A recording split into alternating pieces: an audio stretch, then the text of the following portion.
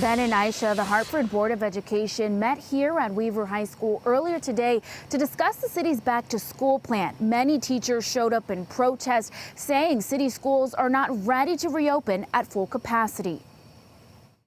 I have been a teacher in Hartford for over 35 years. Educators from the Hartford Federation of Teachers pushing the Board of Education to reconsider a full reopening of the city's schools. We're all in this together.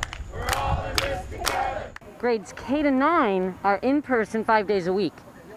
Where's the deep cleaning? The superintendent in her plan has not guaranteed that all of our students will be 6 feet apart. Carol Gale, president of AFT, says teachers have questions about how the city's current back-to-school plan is actually safe for staff and students. Before we've even gone to phase 3 of opening the state, schools are reopening, and they're reopening at full capacity.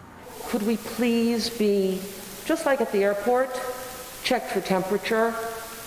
The district's current back-to-school plan allows pre-K through 9th grade to learn inside the classroom 5 days a week. And students in grades 10th through 12th are set to operate on a hybrid schedule, coming to school twice a week.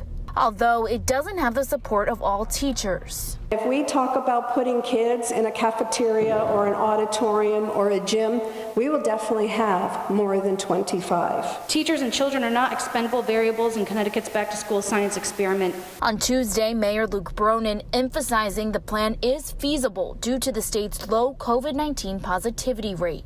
We're in a position where we believe that we can safely offer the option of in-person school to our kids.